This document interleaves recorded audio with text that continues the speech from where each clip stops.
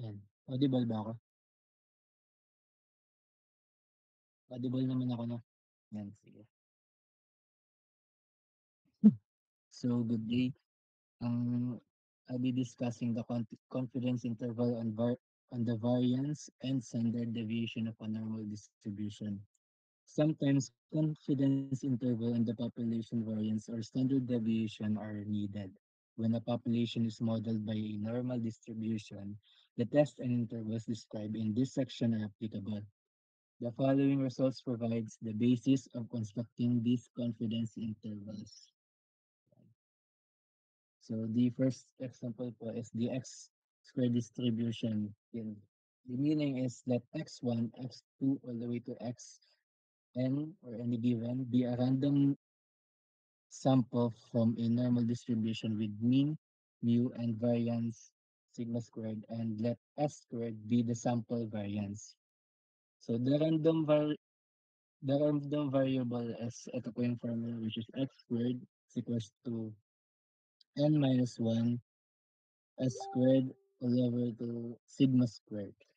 Sige, let's proceed sa example. And sample number one is a machine produces metal rods with a target variance of 0.25 millimeters squared. A sample of 10 rods has a sample variance of 0.36 millimeters squared. And compute the value of the test statistic. So, to show ko kung paano i-solve, ay nagkaroon ako dito ng, yan, dito. Pinapay ko na yung ating formula. So, first of all, ang una nating ilalagay syempre is yung given natin, which is ang n, which is the 20 samples, the s squared or the sample variance, s squared, the sample variance is 1.6, and the sigma squared is the one, uh, yeah, the sigma squared.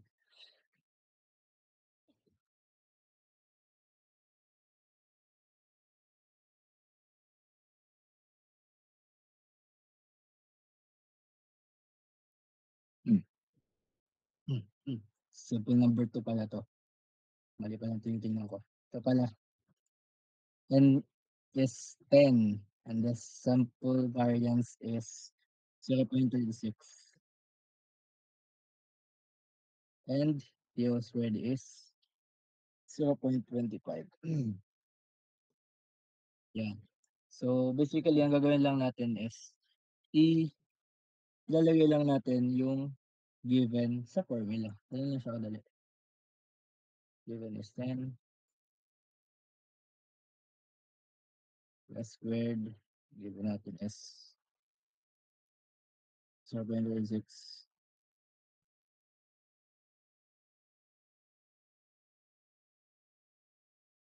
and 0.06 and finally 0.25. So, input po yan sa calculator. Siyempre, input yan sa calculator, 10 minus 1 muna, which is obviously 9. And then, 9 times 36. 9 times 0.36 ay 3.24. So, 3.24. 3.24. And yun, 0.25. Tapos, 3.24 divided by 0.25 is 12.26. And yan po yung final answer natin, which is the x squared. Dali lang po kukunin yung random variable. Now, for sample 2, similar lang din po na process. Ganun lang din.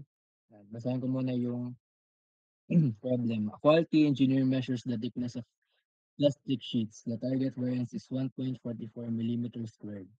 From 20 samples, the sample variance is 1.6. Find the G-square statistic. Yan. So, ganyan lang din. Ulitin lang natin yung process. Kuha ang given, which is the 20 samples, and the sample variance, 1.6, and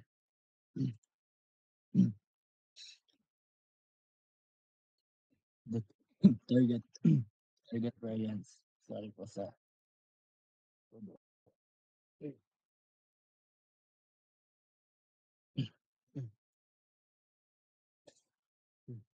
the target variance, which is 1.44. 1.44. Now, ilalagay lang po ulit yung ating given, which is 20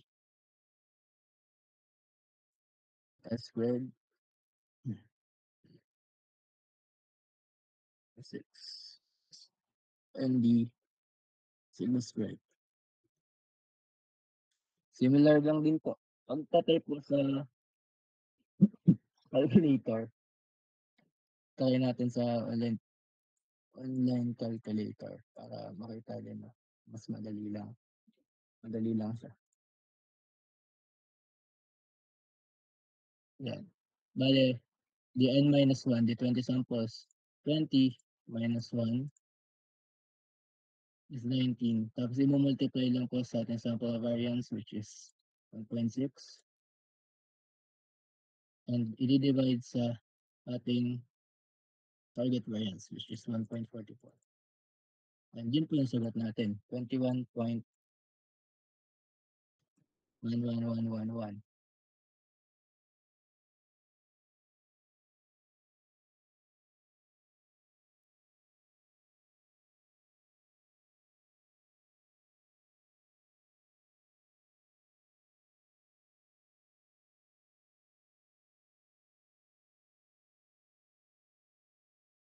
Ganyan po kukunin yung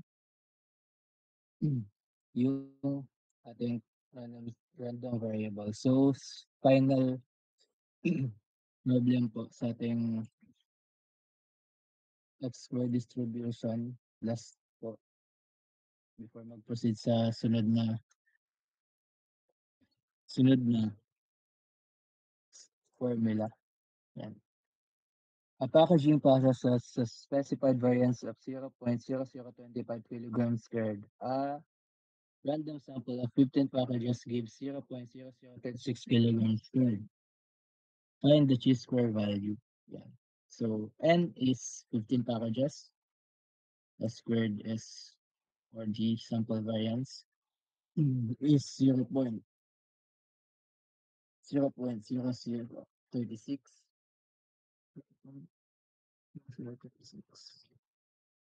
And the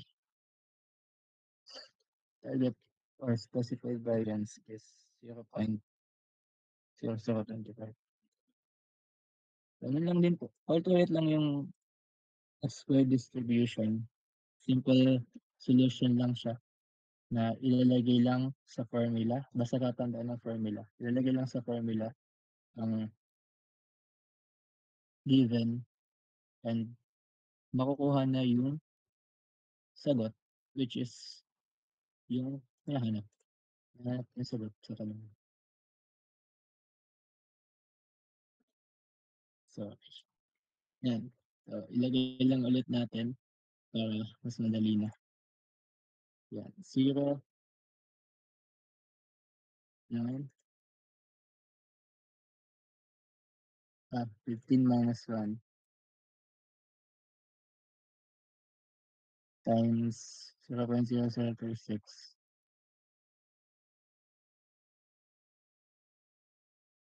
divided by 0.0025. 20.16.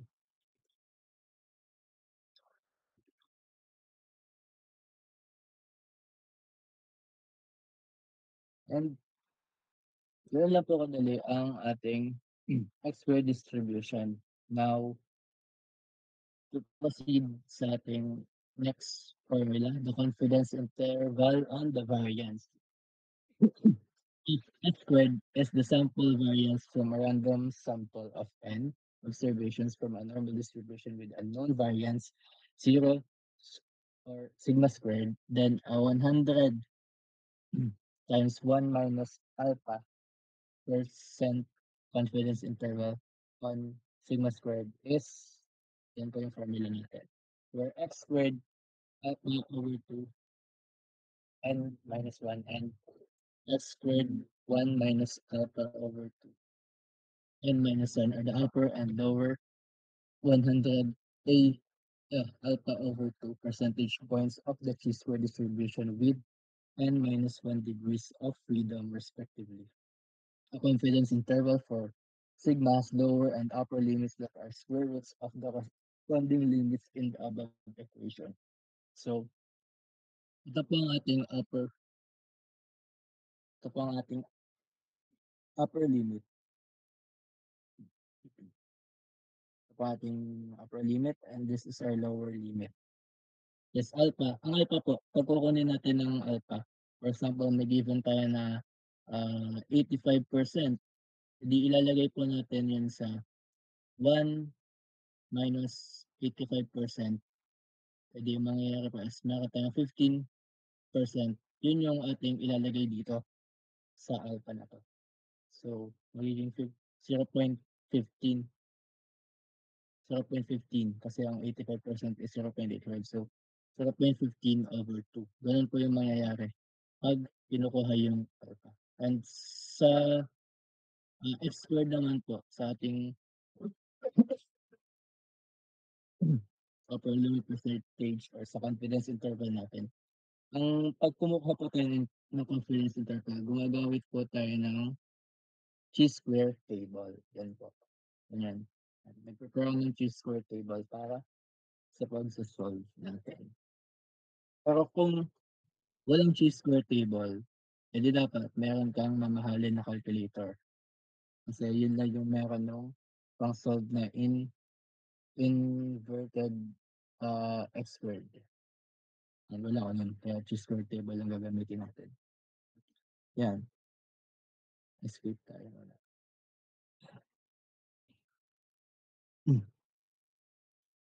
Ay, malis. Yan.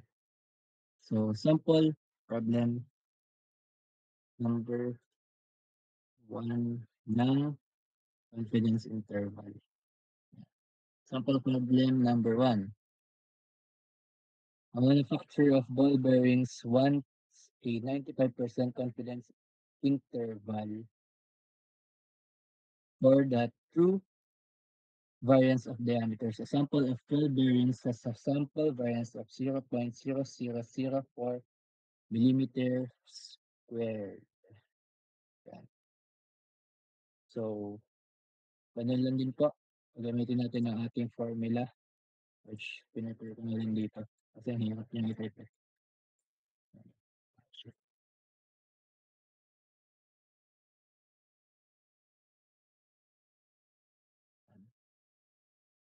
Hindi natin sa baba. Yeah. So, first of all, kailangan natin kunin ang ating given, obviously. Kasi hindi tayo makasagot pag wala tayong given. So, ang ating n, which is the random number, is 12 bearings. Ang ating sample variance by sulat na 0.0004. 0.0004. And hindi na sigma squared ang ating hanapin ngayon. Kailangan natin hanapin ay alpha, which is, yes, alpha. Now, ang alpha natin ay 95%. So, di ba yung sinabi ko nga kanina? Ganito yung sinabi ko kanina. So, kung may 95% ka, ang 95 is 0.95, di ba? So, mangyayari niyan mo, 1 minus 0.95 or to be more specific is alpha minus 1 minus alpha is zero equals to 0.95. So, pag transpose lang yung mga yan, magiging 1, 1 minus 0.95. So, ang mangyayari, ang alpha natin, smiley kasi na, ang alpha natin ay 0.05. Yan. So, lalagyan natin ito, 0.05. Now, pagkukunin natin ang ating upper and lower limit. So, ang ating lower limit muna tayo simula. So, ilalagay lang ulit natin ang given. Yan.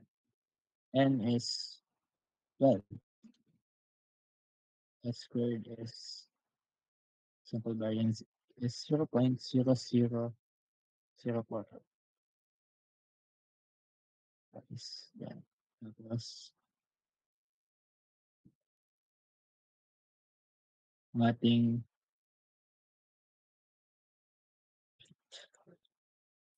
ah,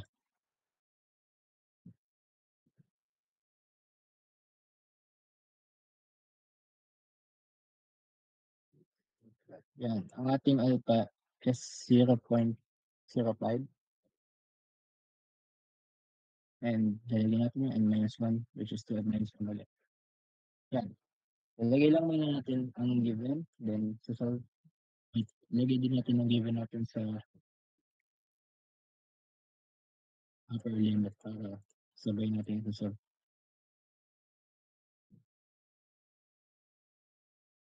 Yan. N minus 1, 12 minus 1.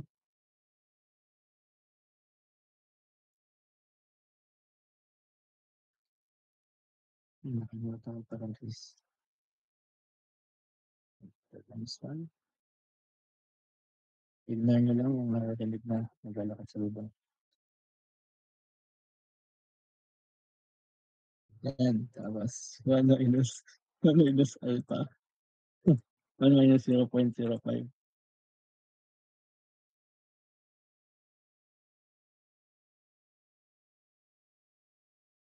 Tapos n minus 1. N minus 1. Yan. Tapos, isolve lang natin muna ito ang nandito sa taas. Para mas madali. So, minus 1 is 11. So, 11 times 0.004. Calculator tayo para sure. 11 times 0.0004. 0.0044.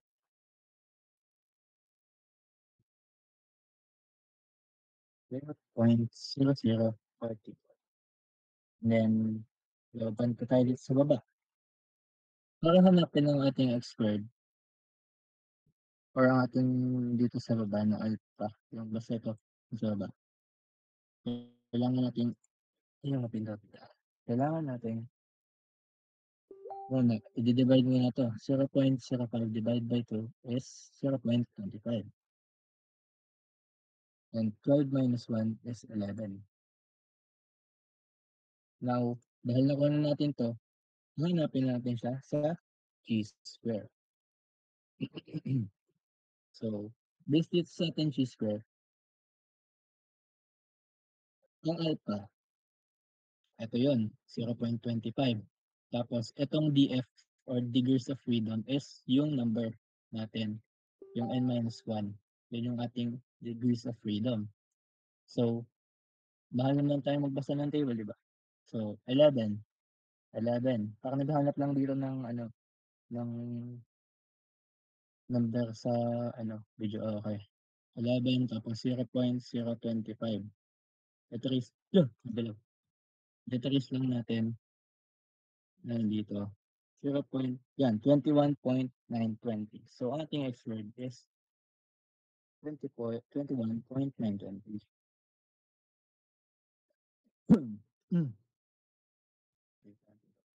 Yan. Kuha na natin yung ano muna, yan muna. Pero, wait, copy ko na lang 'to. Mas madali. Hanapin muna natin 'tong sa kasi parehas lang naman yan na 0.044 parehas lang nasa numerator nila. Ito muna hanapin natin. Yan, yung 'di ba yung nasa formula is 1 minus alpha over 2. Pero ang actual na itsura niyan is ganito kasi hindi mo mahahanap sa Q-square table. So ganito ang mangyayari, 1 minus yan, 1 minus alpha over 2. Yan ang mangyayari. So alpha over 2 is 0.25. Tapos 1 minus 0.25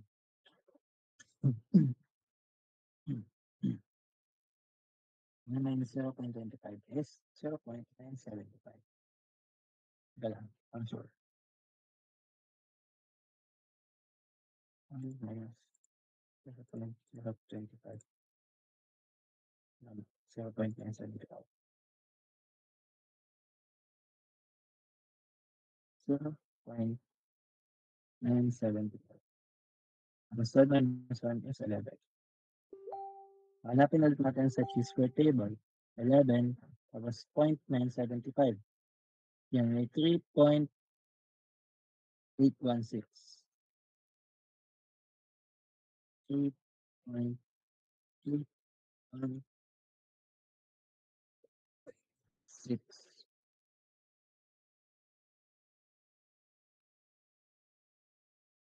Tapos yan yun.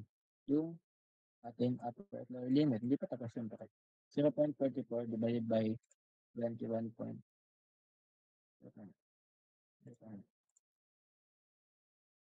Divided by 21.920.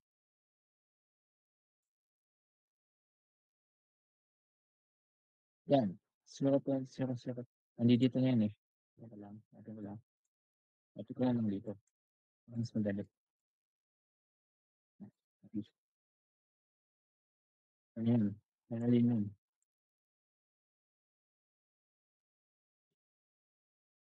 Yan. 0.44 divided by 3.816. Parang sure lang na ano, hindi nyo isipin na nilabay ako. Divided by 3.816. Diba? 11.53. So, din yun.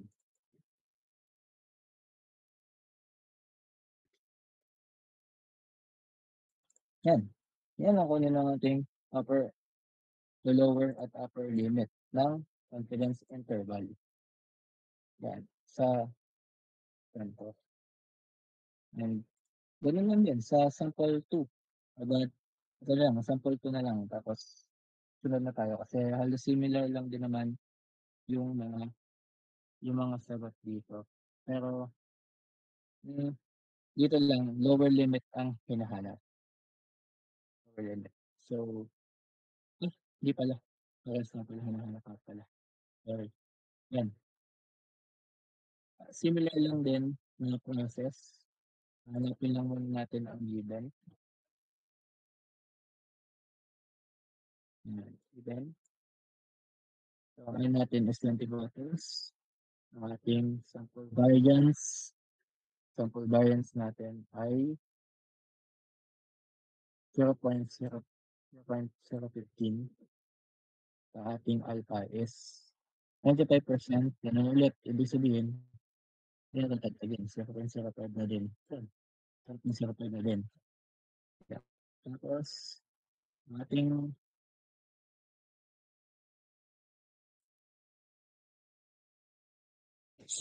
gagawin is substitute. Ulit lang din yung nangyayari. So, ipapakita ko na lang dito. Kasi ulit lang naman siya. Yan. Yan yung solution. Ganun lang din. Substitute sa formula natin. Na, ito. Substitute. 20 minus 1. Yun yung given natin na 20 bottles. Di ba? 20 bottles. Tapos S natin is 0.05. 15 liter squared. Kaya yun yung luwas, 0.15 liter squared. Plus x squared, 0.5 divided by 2. Yan yung sa formula natin. Susundan lang ulit natin lahat ng formula. Hahanapin ng 0.25, 19. So, ito natin yan. 0.25 plus 19. So, 19. Tapos 0.25 is 30.144. Ito. May tama pala. 0.30. Hmm? 30. Ay, ito pala. 25 na pala. Yan pala. 0.25. Sorry. Ayan. 32.852. Ayan. Tapos, gain 75.19 ay 8.907. Tapos, yan lang din yung lalabas sa formula. Hindi ko na kailangan patunayan. Kaya ko lang kanina. Then, sa sample problem 3, ganun lang din ang mangyayari. Ganun din ang mangyayari. Basahin natin. A sample of 30 electronic components has a resistance variance of 2.25 ohms squared. Find the 95% confidence interval for the population variance. Yan. So, given natin, 30 electronics and resistance variance, hindi pa yan. 2.25. Hindi ko ito nasulat ng ayos. 2.25. Yan. Tapos, wait.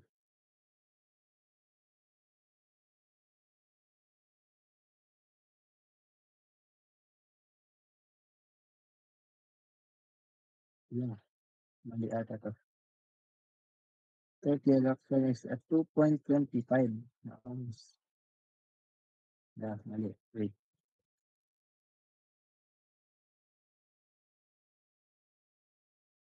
2.25. Yeah.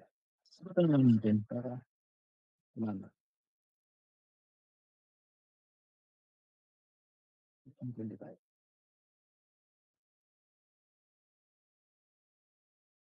Yan natin yung given.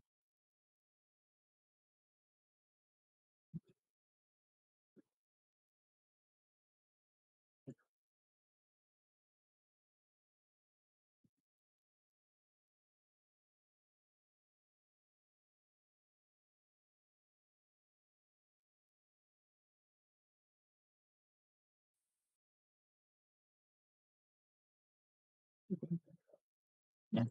Siguro na mag-iba ng formula nito. So, 29 times 2.25.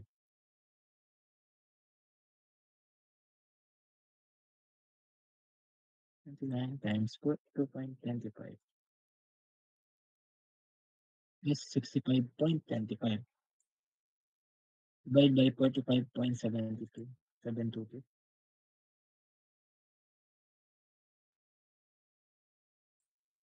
1.427102. Wait, haba.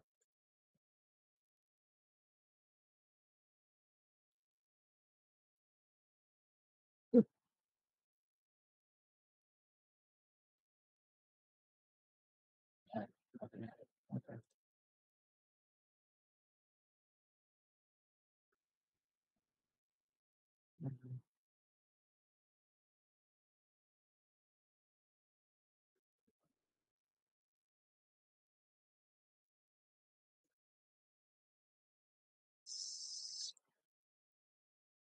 Yan. 1.28. Yan. Substitute 1.25. 29.25. 29 times 2.25. Times 2.25. Times 2.25.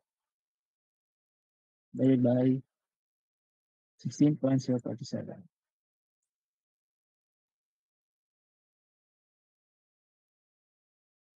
Yan, sagot natin. 4.0661. Huli lang natin.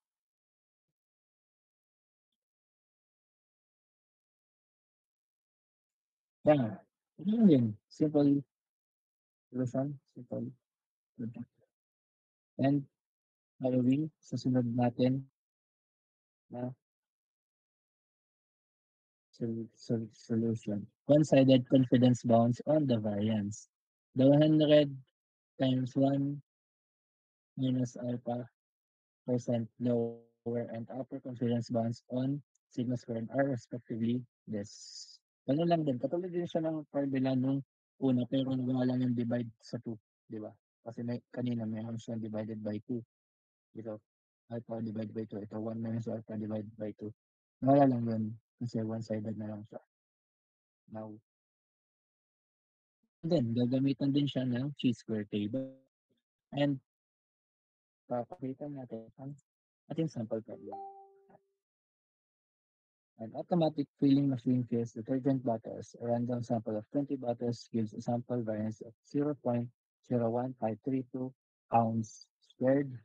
Find the 95% upper confidence. Yan, meron na siyang specifications ngayon kasi one-sided na lang siya.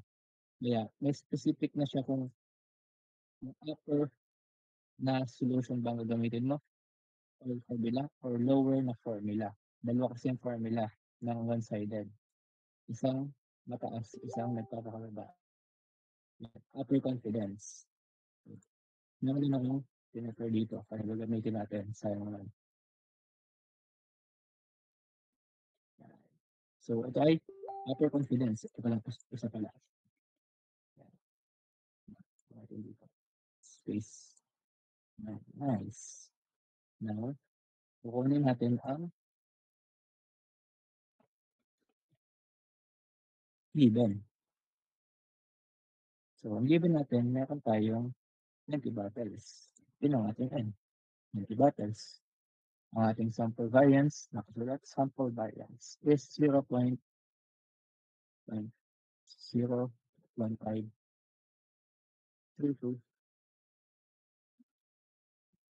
ounce.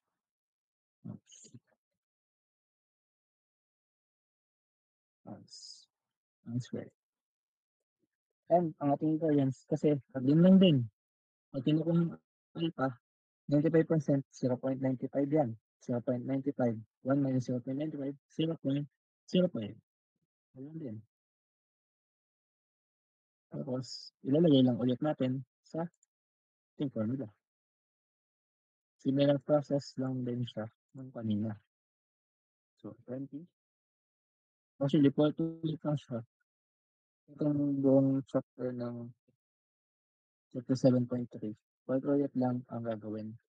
Pero ang kailangan lang natin matandaan is yung paano natin hanapin kung ano ba yung given and kailangan tatandaan din yung formulas. Bale, all over ang 7.3 ay merong 4 na formulas.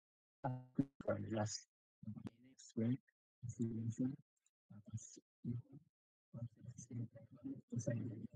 confidence interval and ito na one-sided na confidence interval bounds invariance. Bigyan na natin 0.05. As n minus 1 is 20 minus 1.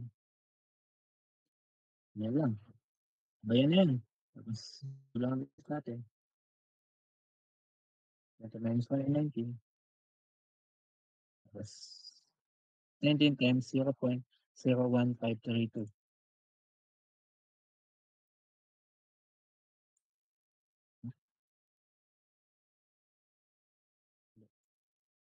Zero point zero one five two two.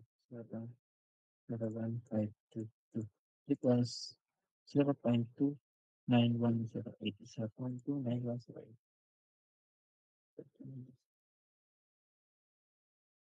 0.29108. Sa S squared, yun na lang ulit. 1 minus 0.05 ay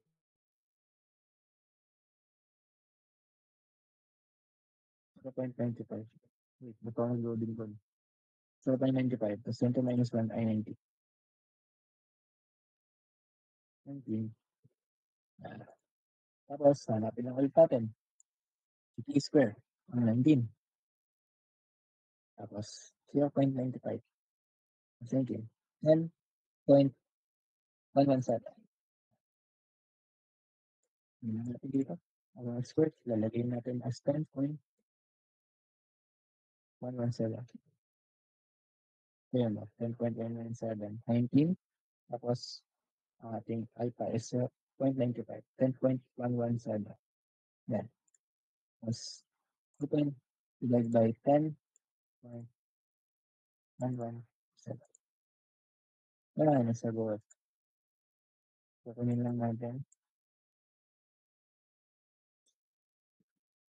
Tapos, yan. Lagay lang natin.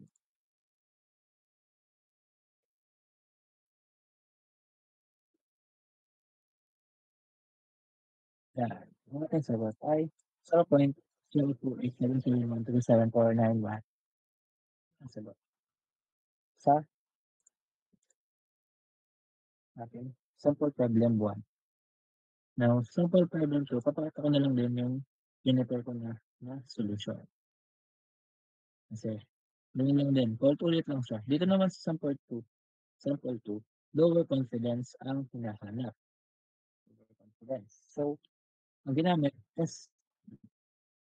ay itong formula na to.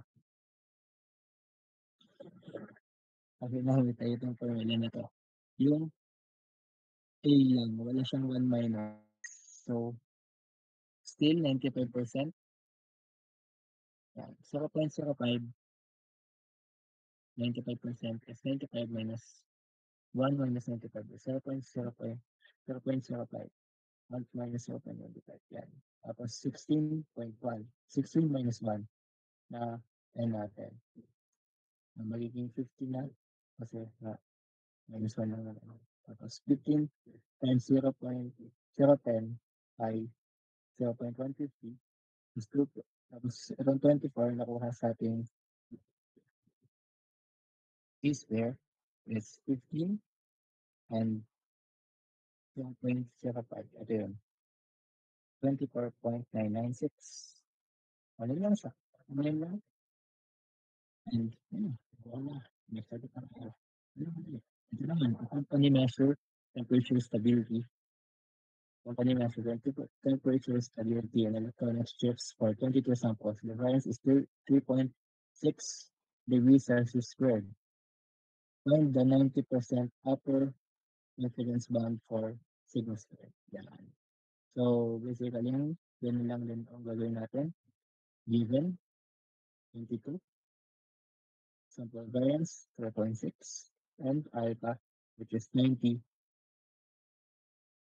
and pag tinurn sa decimal 0.90, tapos 1 minus 0.90 is 0.10.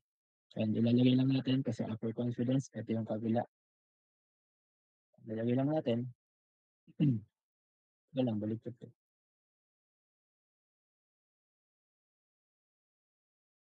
Baliktad ko.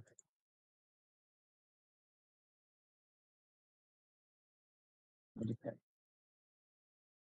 Dapat save naka.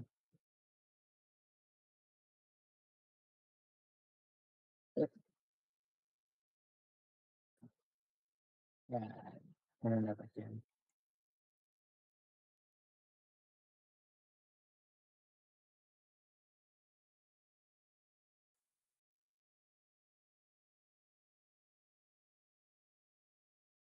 Yan. Ganun din. Similar ng process. Lalagyan lang natin yung given. 22.1, 22 minus 1, which is 21. Tapos, 21. It's 21 times 0. Hindi ko lang buwala dito. Kasi na 15.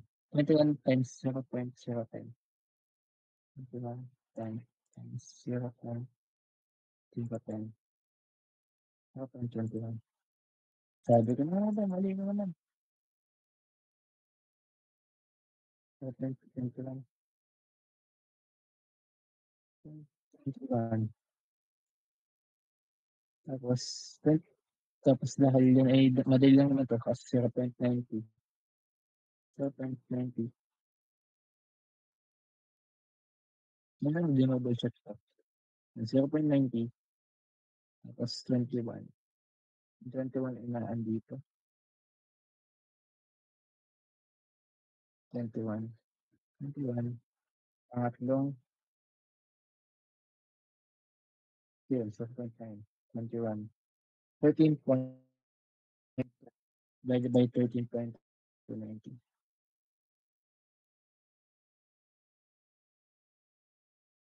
2040 pala. 2040.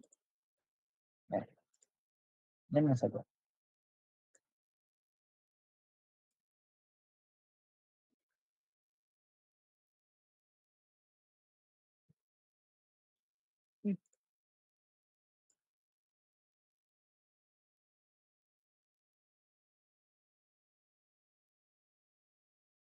Yan. Hindi na natin dito. Yan.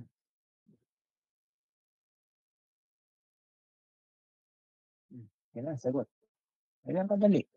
Ang aking part. Now, to discuss the next part, I'm passing the mic to Mr. Casper.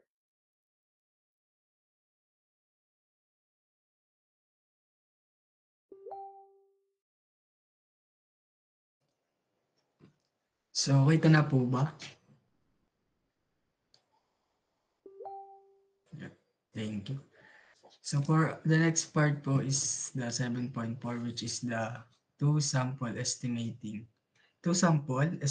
the difference between two means. So, it says that if we have two population with means mu1 and mu2 and the variance 1 and variance 2, respectively, a point estimator of the difference between mu1 and mu2 is given by statistic of x sub 1 minus x sub 2. So therefore, to obtain a point estimate mu1 minus mu2, we shall select two independent random samples, one from each population of size n1 and n2, and compute x sub 1 minus x sub 2, and the difference of the sample means. Clearly, we must consider the sampling distribution of x sub 1 minus x sub 2. So this means po na this topic will help us to estimate how much two population differ in their means of or average. Since we cannot measure entire population, we take samples and use their means to estimate the true difference between the group. This process allow us to make conclusion with a certain level of confidence level. So next po tayo dito. Yan, pakinggan natin. So confidence interval of difference between two means. So which are the variance are known. So if x sub 1 and x sub 2 are means of difference random samples of size n1 and n2 from population with known variance 1 and variance 2 respectively, a confidence interval for mu1 minus mu2 is given by x sub 1 minus x sub 2 minus z sub alpha over 2 times the square root of sigma 1 squared over n1 plus sigma 2 squared over 2 n2 less than mu1 minus mu2 less than the x sub 1 minus x sub 2 plus z sub alpha over 2 times the square root of sigma 1 squared over n1 plus sigma 2 squared over n2. So where z sub alpha over 2 is the z value, leaving an area of alpha over 2 to the right. So this formula gives us the confidence interval for the difference between two population means, assuming we all know the variance. So x sub 1 minus x sub 2 are the sample means, n1 and n2 are the sample size, and sigma 2, sigma squared 1 and sigma squared 2 are the population variance, and C sub alpha over 2 is the Z value from the standard normal distribution based on our chosen confidence level. So para po mas maunawaan natin, yung topic na to is Magpo-proceed po tayo sa sample problem. So, yan. So, dito po nag-provide po ng tatlong sample problem. So, first sample problem is a team of engineers tested two electric motor prototypes, type M1 and type M2, to compare their energy consumption in kilowatt hour.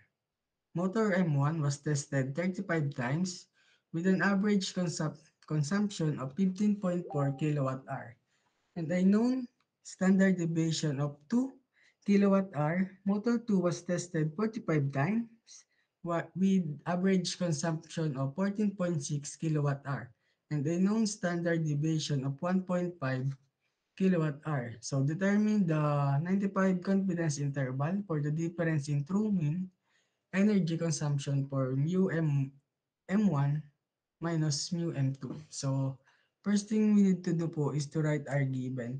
So, our sample is said to be 35 and 45. So, N1 is equal to 35 and N2 is equal to 45. So, X sub 1 is equal to 15.4 kilowatt hour. X sub 2 is equal to 14.6 kilowatt hour. And our standard deviation 1 is equal to 2 kilowatt hour and standard deviation 2 is 1.5 kilowatt hour. So in this problem we are given our confidence interval which is the 95%. So the second thing we need to do is to write the formula. So this is our formula that we discussed earlier. So the third one is to solve the C sub alpha over 2 with a confidence level of 95%. So we will going to solve first the alpha, which is 1 minus 0.95. So our alpha will be 0.05. So substitute this value to this formula, which is C sub alpha over 2, and we will get 0.025. Then we minus it. 1 minus 0.025 is equal to 0.95. Then we will use C table to identify or determine this value. So here's our C table here. So ang sabi doon is 0.9975. So ito yon 0.975. So dito, tsaka dito. Yan. So, yan. So ito siya. So ang nakuha natin is 1.9 and 0.06. So our value of C is 1.96. Pag-add lang natin itong dalawa. Tapos yun, bale meron na tayong lahat ng given. So direct sub na lang to sa formula natin. So first thing, the pagsa-substitute is yung lower limit muna. Itong part na to, lower limit. And this one is the upper limit. So yun, sa lower limit, sulat lang yung formula natin kanina, then substitute, which is 15.4 minus 14.6 minus 1.6 times the square root of 2 squared over 35 plus 1.5 squared over 45. So, pag dinirect sub nyo po to dinirect input nyo sa calcu, ang lalabas po dyan ay 0.00556939. So, ito po ang ating lower limit. So, para naman po sa ating upper limit, ganun lang din po. Ito naman pong formula to ang ating gagamitin, which is ang pinagkaiba lang is yung negative sign and positive sign. So, yun, substitute lang ulit, 15.4 minus 14.6 plus 1.96 times the square root of 2 squared over 35 plus 15 squared over 45. So, pag kinalkin nyo po yan, ang lalabas po dyan is ito. 1.59443. So therefore, the true mean difference in energy consumption is somewhere between 0.056 or 0.006 kilowatt hour and 1.594 kilowatt hour. So yun po para sa ating sample problem number 1. So proceed po tayo sa sample problem number 2. So ito yung sample problem number 2 po natin. So a group of engineer students from Batangas State University, TNEU, research lab conducted an experiment to compare the performance of two wind turbine models, Model A and Model B. Both models were tested under the same wind conditions to measure their power output.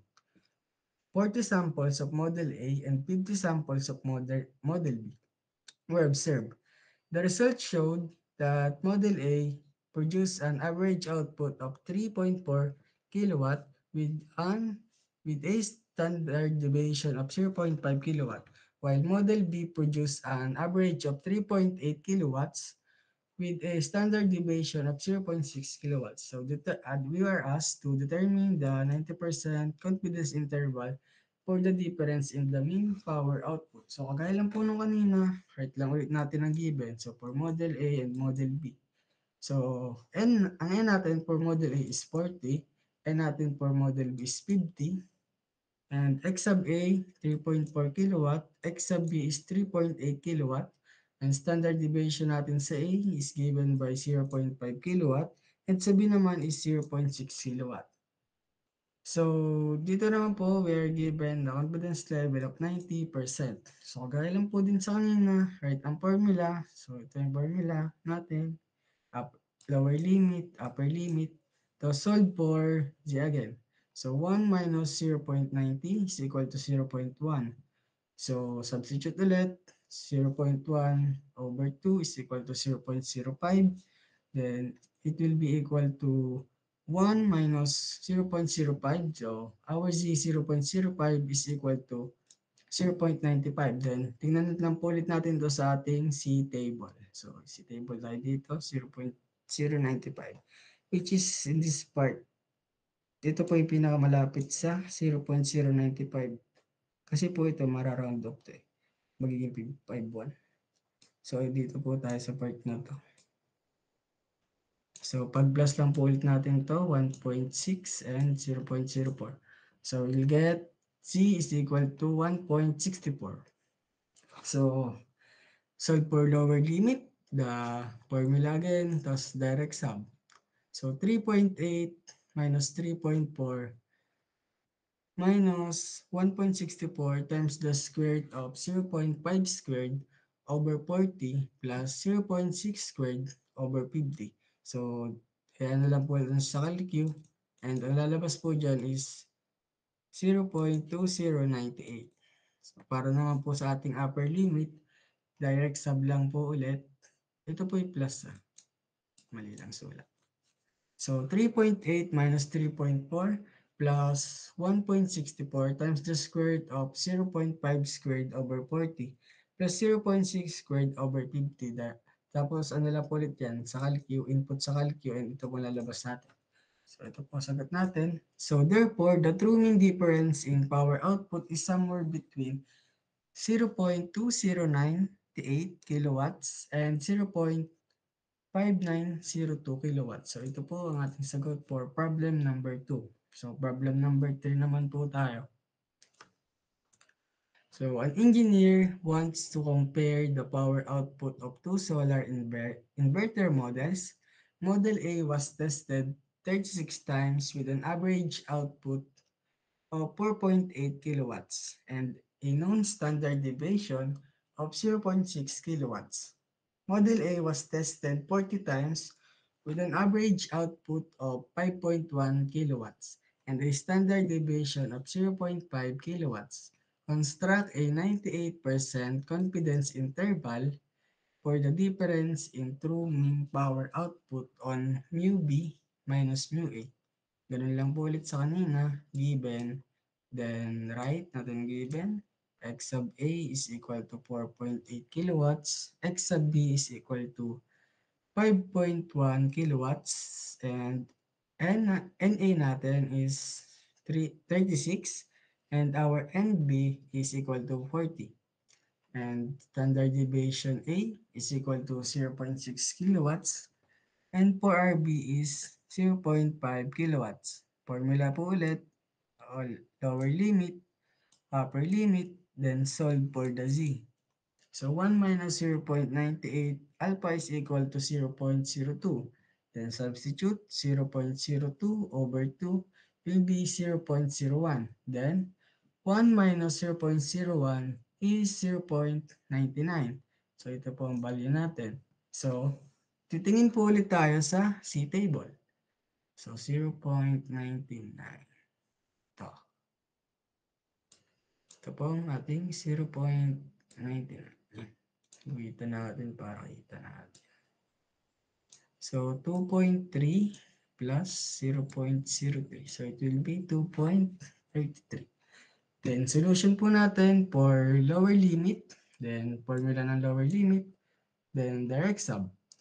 So, 5.1 minus 4.8 minus 2.33 times the square root of 0.6 squared over 36 plus 0.5 squared over 40. And it will give us 0.0298. So, for our upper limit naman po, direct sub lang ulit. 5.1 minus 4.8 plus 2.33 times the square root of 0.6 squared over 36 plus 0.5 squared over 40. And it will give us 0.5970. So therefore, the true mean difference in power output is somewhere between 0.06 kilowatt and 0.5970 kilowatts. So, ganun lang po mag-solve ng confidence interval between two means variance known. So, ipinapasok ko na po ang microphone sa next presenter. Thank you po.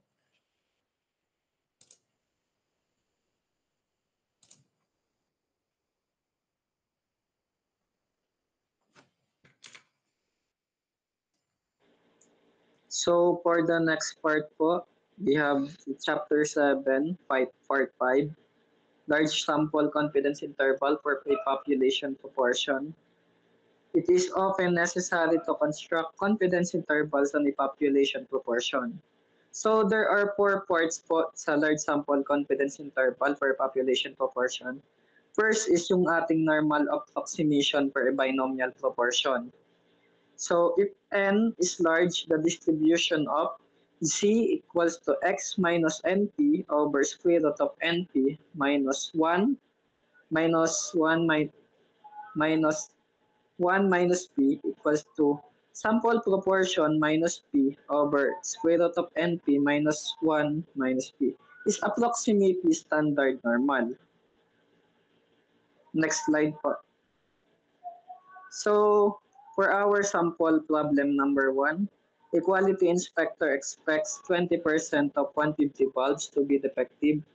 He finds 25 defective bulbs. Compute the standard size z-score to see how far the count 25 is from expected. So, sa ating pong first example, sinasabi na 20% ng 150 bulbs yung ina-expect na defective nung inspector. Pero he found out po na 25 lang po pala yung defective. So, ang hinahanap natin ay yung z-score para malaman kung ano yung precision no expected sa actual number ng defective. So, ang sample size natin ay 150. Then, yung population proportion naman natin is 20%. And then, 0.20, 0. Or 20% or 0.20. Then, yung x naman natin is 25 dahil ito yung defective. So, proceed po tayo sa ating formula. So, kailangan lang nating i-substitute yung mga values sa ating formula.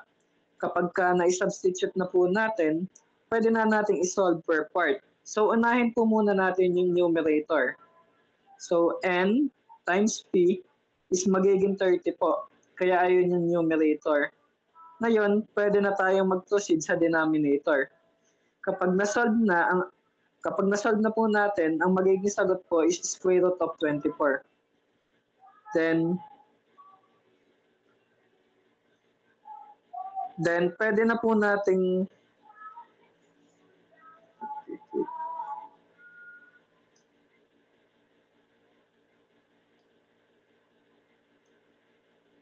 and times p is magiging 30 po, kaya ayun po yung ating numerator. Then ngayon po, pwede po na po tayo mag-proceed sa ating denominator. Kapag na-solve na po natin yon is, ang magiging sagot po natin is square root of 24. Then pwede na po natin i-simplify into 2 square root of 6. Dahil lang 6 and 4 po ay factors ng 24 and 4 po, which is perfect square.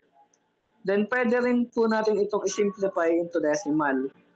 Once na nasolve na po natin yung numerator and denominator, pwede na natin isolve yung values by dividing it. So ang final answer po is negative 1.0206. Next slide po for our problem sample problem number 2. So in 30 trials where success probability is 0.50, 20 success are observed, standards the observed count. So gaya po nung sa first example, dito naman po sa example 2, ang una po natin gagawin is we need to identify po yung mga given. So ang given po natin is n equals 30, p equals to 0.50, then x equals to 20 po. Then kailangan lang din po natin i-substitute yung mga values, then i-solve muna per part yung numerator at denominator bago i-simplify. Ang magiging sagot po natin doon ay 5.4772. Ganun lang po siya kadali, gaya po nung sample problem number 1. Next slide po. An event has t equals to 0.15 in n equals to 300 trials. You observe x equals to 20 events, find c. So for the last example sa normal approximation for a binomial proportion, binanggit na yung mga given ay kailangan lang nating itong i-take note. So according to it, t is equal to 0.15 while the n or the number of trials is 300. Then yung observed events naman ay 20. We need to find the c again o yung precision ng approximation sa observed value. So again, we need to substitute yung mga value sa formula and solve it per part para hindi nakakalito. After mahanap yung numerator na negative 25 at denominator na 6.78, pwede na i-divide. So ang magiging final answer natin is z equals to negative 4.0422. Next slide po. Yan, for the second type po ng ating part, approximate confidence interval on a binomial proportion. So if sample proportion is the proportion of observation in a random sample of size n that belongs to a class of interest, an approximate 100 times 1 minus alpha % confidence interval on the proportion p of the population that belongs to this class is sample proportion minus z sub a over 2 times square root of sample proportion times 1 minus sample proportion over n is less than or equal to p less than or equal to sample proportion plus z sub a over 2 times square root of sample proportion times 1 minus sample proportion over n, where z sub a over alpha over 2 is the upper alpha over 2 percentage point on the standard normal distribution. Next slide po.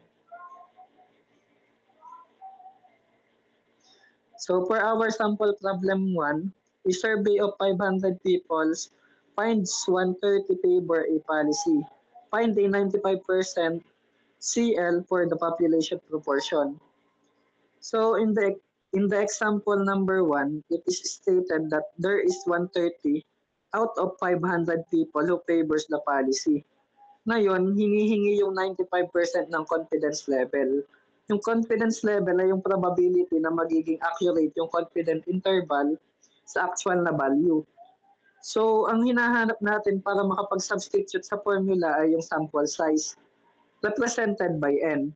Number of successes naman is represented by x. And then yung quotient ng x and n, which is presented nung p, na parang may sombrero, or yung ating sample proportion. Then, sa example, Ang nakuhang sample proportion ay 0.26 dahil nga dinivide yung 130 sa 500 na sample size. As for the value of Z naman, Z sub A divide Z sub alpha divided by 2, kailangan kuhanin yung value ng 95% sa Z table by subtracting 95% from 1. Ang sagot is 0.05. And ito yung magiging alpha natin. Since sabi sa formula na Z sub alpha is divided by 2, i-divide natin yung 0.05 sa 2, kaya ang magiging form na nito ay Z sub 0.025. Now, kailangan nating hanapin yung value ng 0.025 sa Z table, and it is 1.96. Once na maisulat na yung given, pwede nang i-substitute sa formula sa formula. Then, ang ginawa ko dyan sa ating problem is kinuha ko muna yung standard error, which is the square root of the sample proportion times the difference of 1 and the sample proportion divided by n, since ayun yung gagamitin natin sa pag-add at pag-minus sa sample proportion mamaya. So, unahin muna natin isolve yung nasa parenthesis na subtraction para hindi nakakalito, then saka natin i-multiply. Next, pwede na natin i-divide and once na makuha natin yung sagot ay kunin natin yung square root para makuha yung standard error. Kapag nakuha na rin yon, pwede na natin i-multiply yon sa C sub 0.025 with a value of 1.96. Kapag nakuha na natin yung sagot, which is yung 0.03844798669, ay pwede na natin ito i-substitute sa formula, which is yung sample proportion add or minus the standard error. So, ang nakuhang sagot kapag ka-inad yung value sa sample proportion na 0.26 is 0.2984. While nung sinubtract ko naman, ang nakuha ko ay 0.2216. So, ang magiging final answer natin para sa 95% na confidence level ay equal sa 0.0216 is less than or equal to P, and P is less than or equal to 0.2984.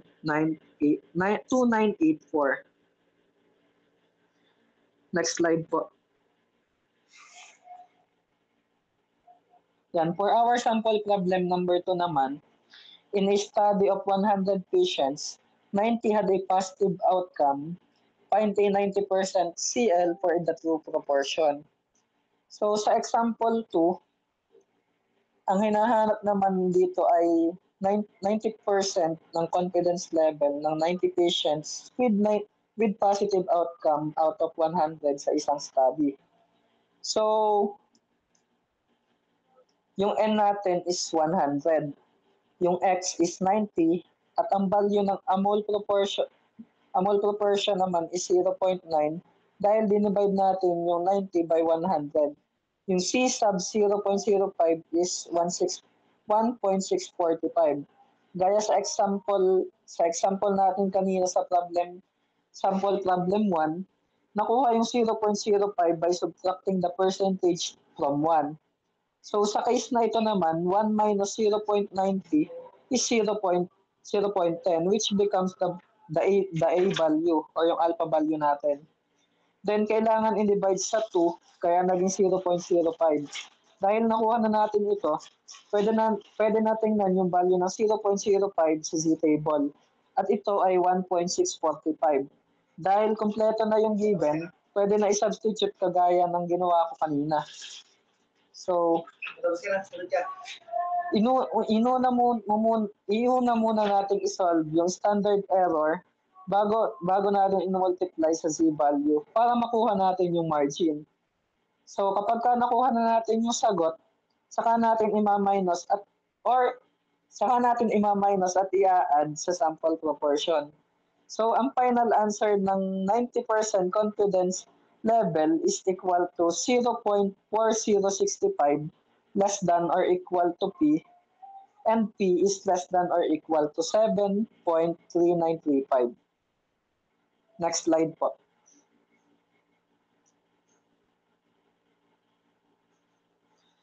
So for the last sample problem po, a national poll of 1,200 voters shows 560 support candidate A.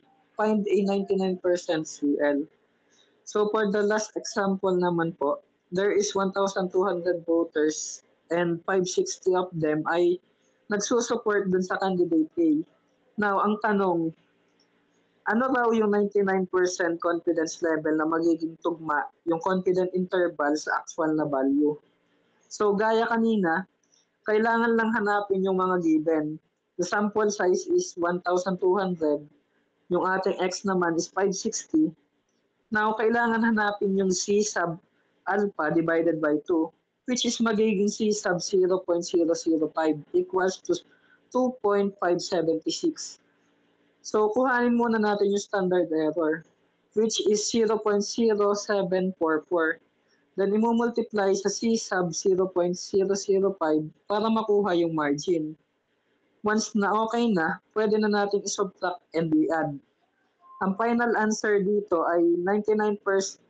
Ang final answer dito is yung 99% confidence level is equal to 0.4328 is less than or equal to P, and P is less than and equal to 0.5071. Next slide po. So yun, for the third part and formula naman po, yung ating sample size for a specified error on a binomial proportion. So in a situation when the sample size can be selected, we may choose n to be 100 times 1 minus alpha percent confident that the error is less than some specified value e. If we set e equals to c sub alpha over 2 times the square root of p times 1 minus p over n and solve for n, the appropriate sample size is n equals to c sub alpha over 2 times the standard deviation over e squared times p times 1 minus p. Next slide po. So for our problem, sample problem number 1, you want a 90% CL with margin E, which is equal to 0.02 for a proportion, but no prior P is known. Use conservative P equals to 0.5. Find required N. So sabi sa given, gusto raw natin ng 95% na confidence level with a margin of 0.02. Kaso yung P natin is unknown. Ngayon, it was also stated na we can use conservative P or yung 0.5. Yung conservative P natin, yun yung ginamit natin kasi it less likely reject the null incorrectly. Now, ang hinahanap sa atin is yung sample size. As stated naman sa name ng formula, itong formula na ito ay ginagamit para mahanap yung sample size ng nakaspecify na error. So una is i-determine lang natin yung given. So given naman natin is yung E, which is 0.02, at yung P, which is 0.5. Then hahanapin natin yung C sub alpha divided by 2 gamit yung given na 90%. So 1 minus 0.90 is 0.10. And then i-divide natin siya by 2 kaya magiging 0.05. Hahanapin natin ulit yung value sa table nung C sub 0.05, which is 1.645. Then isa-substitute lang natin ulit once na na-identified na yung given. Unahin muna natin isolve yung first term by dividing the numerator by the denominator. Then saka natin i-square kapag ka nakuha na yung quotient. So, yung square na makukuha natin dito is 6765.0625. At ito naman yung gagamitin natin pang multiply sa isa pang term. So, ang magiging answer natin doon is 1697.2656. Since ang n natin is hinahanap natin at ito ay population, bawal itong magka-decimal point. At dapat whole number siya. So we need to round up. So yung answer natin na 1697.2656 is ira-round up natin, and then ang magiging final answer natin is 1698. Next slide po. For our sample problem 2, a researcher wants a margin E which is equal to 0.05 at 95% confidence. Prior study suggests P equals to 0.4, then find N. So dito naman sa ating sample problem 2, hinahanap yung sample size or N na magsasatisfy sa margin natin na 0.05 sa confidence level na 95%. Binanggit din dito yung given na P which is 0.4. Gaya dun sa nauna kong example, yung sample problem 1, kailangan lang ulit natin hanapin yung C sub alpha divided by 2 which is C sub 0.025 which is equal to 1.96. Dahil kompleto na yung ating given, pwede na rin natin i-substitute ito sa formula. Sisimplify muna natin yung nasa loob ng parenthesis, yung both terms. As for the first term naman, i-square natin siya after makuha yung quotient ng numerator and denominator. Sa second term naman, ita-times na natin siya sa nasa labas na value after ma-simplify sa loob. After that, susundan lang natin yung nakalagay sa formula. So, ang magiging answer natin dito ay 368.7936 since yung sample size natin is kailangan i-round up and kailangan walang decimal, so ang magiging final answer natin is 369. Next slide po. So for our sample problem 3, we require margin E equals to 0.06 at 99% confidence. Prior estimate P equals to 0.3. Compute N. So for the last sample problem, sa formula na ito, so same as before, kailangan lang nating hanapin yung sample size na nire-require ng margin na 0.06 with a confidence level na 99% and an estimated P na 0.3. So again, kailangan lang nating hanapin yung given, and once na na-identified na lahat, pwede nang mag-substitute sa formula. Simplify lang natin yung nasa loob ng parenthesis bago square and multiply. Then, once na makuha natin yung sagot and may decimal ito, i-round up lang ulit natin gaya ng mga sa naunang example. So, dito sa sample problem number 3, ang magiging makukuha nating N dito is 387.0268. Then, i-round up natin siya para mawala yung decimal. So, ang magiging sagot natin is 388. Next slide po. So, for the last part and formula then, approximate one-sided confidence bounds on a binomial proportion. The approximate 100 times 1 minus alpha percent lower and upper confidence bounds are respectively.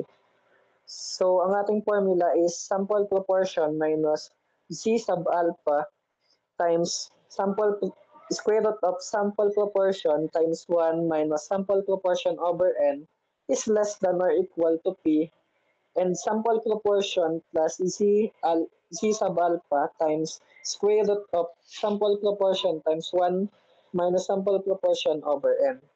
Next slide po. So, sample problem number 1. From N equals to 300 customer, 80 purchase in new service. Find a 95% lower confidence bound for the true purchase proportion. 95% one-sided. Z sub 0.005 equals to 1.645. So, since one-sided yung confidence bound, aalamin muna natin kung ang hinahanap ay lower bound or upper bound. Kapag ka lower bound, ito yung minimum value, while ang upper bound naman ay yung maximum. Maximum o yung limit where the parameter is likely to be less than. So sa ating sample problem 1, ang given natin is 80 out of 300 customer yung nag-purchase ng new service. And ang hinahanap natin is yung 95% na lower confidence bound. Ibig sabihin, there is a 95% chance that the true purchase proportion is greater than the value na hinahanap natin. So, ang gagawin natin, once na makuha natin yung given, ay hanapin natin yung sample proportion by dividing the x by the sample size or n. Dito sa ating sample problem number 1, 80 divide 300 is 0.27. Kaya 0.27 yung sample proportion. Next naman is hanapin naman natin yung value ng 95%. So based sa formula, ang hahanapin natin ay C sub alpha. Kaya kagaya lang ng mga naunang formula, yung alpha doon ay makukuha by getting the difference between 1 and 95%, which is 0.05. Kaya magiging C sub 0.05 yon. And yung value naman nun sa ating C table ay 7.645. Ngayong nakuha na natin lahat ng kailangang value, unahin muna natin kuhanin yung ating standard error, which is yung square root ng ating product ng sample proportion and minus 1 sa ating sample proportion all over n. So once na makuha natin yung standard error by substituting and simplifying yung equation, wherein ang magiging sagot natin doon is 0.02563, ay pwede na natin kuhanin yung ating margin sa pamamagitan ng pagmumultiply nito sa value ng ating C sub 0.05. So dito, ang makukuha natin is yung 0.04276. So, now, pwede na natin isubtract sa sample proportion. Then, makikita naman ninyo na sa formula na add or subtract yung nakalagay. So, between the margin and sample proportion. Ibig sabihin yan, addition yung gagamitin kapag ka upper bound, while subtraction naman yung ating gagamitin kapag ka lower bound. Since ang hinahanap sa ating problem is lower bound, ang gagawin natin is isusubtract natin yung margin from the sample proportion instead na i-add natin ito. So, 0.027 minus 0.04216 is equal to 0.22784. Then, ang magiging sagot natin dyan is ng 95% ng one-sided lower bound is equal to P is greater than or equal to 0.22784. Next slide po.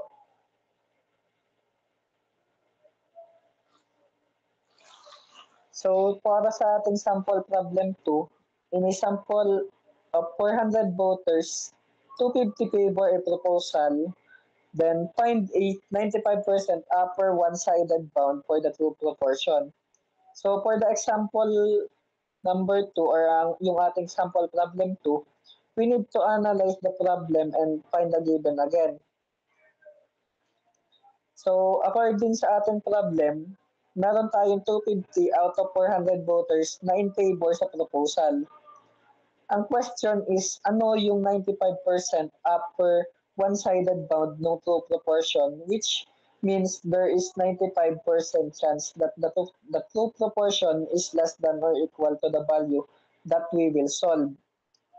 So, kukuhanin muna natin yung yung mga given or ililist natin.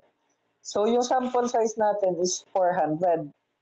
While yung x naman natin is 250. Kasi ito yung in favor.